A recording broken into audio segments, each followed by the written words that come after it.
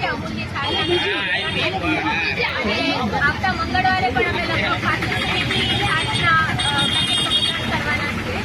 આ ગરમીમાં લોકોને ઠંડક મળે એ માટે એ હેતુથી ગુરુદેવના અમારા દેવીલયના સમાધિ દિવસના દિવસે કોઈ સેવાનું કાર્ય અમારે કરવું તો આ સરસ રીતે આ બધા મુખ્યોને આવ્યો અને આજે